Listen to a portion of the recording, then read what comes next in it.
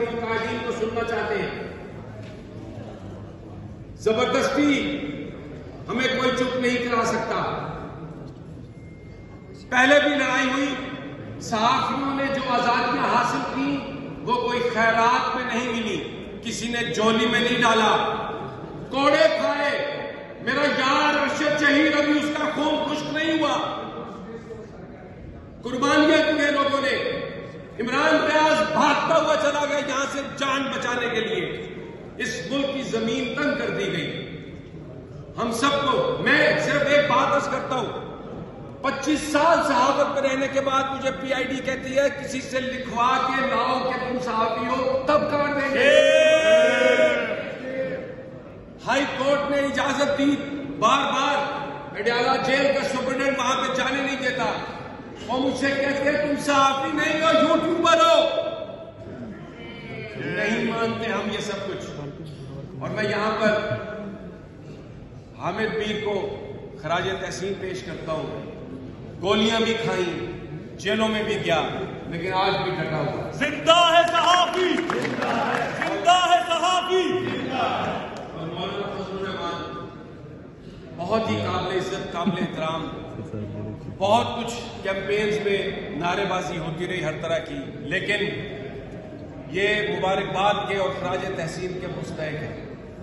جب وقت آیا ایسی لیجسلیشن جو قوم کے مفاد کے خلاف تھی تو انہوں نے بات کی.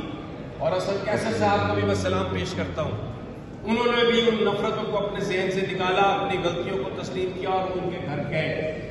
علامہ راجہ ناصر عباس کی وہ شجاعت اور وہ جرأت کہ جب وہ اڈیالہ جیل سے باہر آئے تو جو اندر بات ہوئی وہ انہوں نے بیان کی، کسی بھی چھپائے بغیر کسی بات کو. اور اسد کیسر صاحب آج وہ جس مشن پر ہیں کہ تمام کو اکٹھا کر کے یہ جو بیماری، یہ جو قوم کو برباد کرنے کی کوشش ہے، یہ جو آپس میں لڑانے کی کوشش ہے، جو حامد میر نے کہا کہ انتہا پسندی بڑھے گی جب آپ زبان بندی کرتے ہیں. اگر ایک بہترین پکے ہوئے سیب کو بھی آپ کسی کپڑے میں ڈال کے رکھتے ہیں تو وہ تفرقہ پھیلاتا ہے، وہ گل سڑ جاتا ہے. بات کرنے سے ایشوز پر بات کرنے سے ایشوز حل ہوتے ہیں. اور یہ کیونکہ ایک ناجائز قبضہ ہے، محسن اختر کیانی صاحب نے جو بات کی، پارلیمنٹ پر قبضہ ہے، پاکستان کے عوام جو اقتدار کے ہیں اس پر قبضہ ہے، اور زبردستی ایک چیز کو منوانے کی کوشش کی جا رہی ہے جس کے خلاف صحافی کھڑے ہیں، پاکستان کی قوم کھڑی ہے. اور میں اب اجازت چاہوں گا اس امید کے ساتھ کہ آج ہمارے قائدین ضرور ہمیں اس کا حل بتائیں گے کہ کیسے اپنے آگے جانا ہے. اور ارشاد عارف صاحب آپ کو بھی سر بہت ٹریبیوٹ. میں معافی چاہتا ہوں شروع میں آپ کا نام نہیں لے سکا. زیادہ ٹائم نہیں لوں گا کیونکہ ہم ان قائدین کو سننا چاہتے ہیں.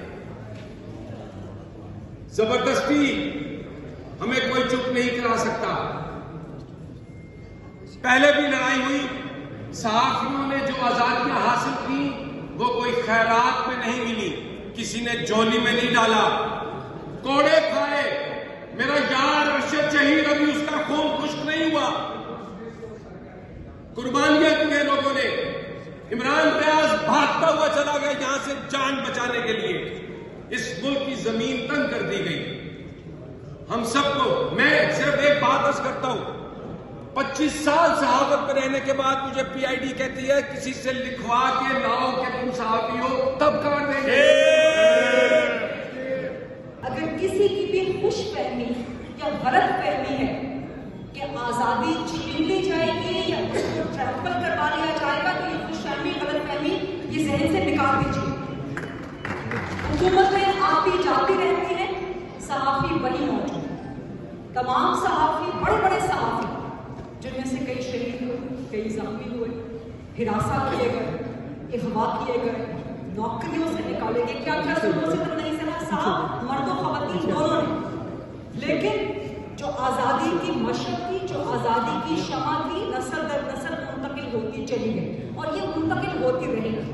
میرے سے پہلے جتنے ماشاءاللہ زبردست صحافت کے اور اس کے بعد سیاست کے دانشور اور دانشمند بھی جو آئیں گے وہ گفتگو کریں گے. لیکن بات کو مزید آگے بڑھانے سے پہلے میں مبارکباد بھی لینا چاہوں گی رانا عظیم صاحب کو، شکیل احمد صاحب کو، جو آج بڑا زبردست یہاں پہ الیکشن ہوا ہے اور اس میں بھرپور ٹرانسپیرنسی کے ساتھ اس الیکشن کے ذریعے ووٹنگ ہوئی ہے، ان کو منتخب کیا گیا ہے قیادت کے طور پہ. سو اتنی سی گزارش کرنی ہے میں نے کہ اس پیکا ایکٹ کو اب صحافی، اور میرا خیال ہے کہ داد دینی چاہیے جنہوں نے اس قانون کو منظور کروایا. کیوں داد دینی چاہیے؟ کہ وہ صحافی برادری جو تقسیم تھی اس کو اکٹھا کر دیا، اس کو جوڑ کے رکھ دیا اس ایک قانون میں. تو کسی کی بھی ونس اگین خوش فہمی یا غلط فہمی ہے کہ وہ اس تقسیم کو، اس بظاہر ڈیوائڈ کو، جو کہ آئیڈیالوجیکل ڈیوائڈ ہو سکتی ہے صحافیوں کی، اس کو استعمال کر کے صحافیوں کو بانٹ لے گا، خلیج کر دے گا، تو وہ چیز ناممکن ہے. یہ ہونے نہیں دی جائے گی، کہ آج تک کبھی ہوئی بھی نہیں. لیکن اس ایک مدعے پہ، اس ایک معاملے پہ تمام صحافی برادری کو، اس طرف کی ہو یا اس طرف کی، سب اکٹھے ہو گئے ہیں.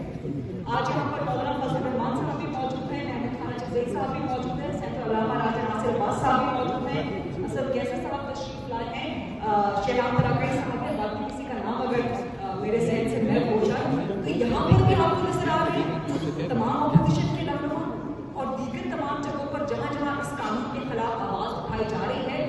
پورے ملک میں توانا آوازیں یکجا ہیں اس کے خلاف. تو اس کو آگے نہ تو بڑھنے دیا جائے گا. ایک چیز کی وضاحت ضرور کرنا چاہوں گی کہ ہم خود اس کا شکار ہیں، ہم سب اس کا وکٹم رہتے ہیں کہیں نہ کہیں. فیک نیوز کی کوئی بھی صحافی کبھی بھی حمایت نہیں کر سکتا، نہ ہی فیک نیوز کی حمایت کر سکتا ہے، نہ ہی عزتیں پامال کرنے کی، نہ ہی عزتیں اچھالنے کی. یہ بنیادی صحافتی ذمہ داری ہے.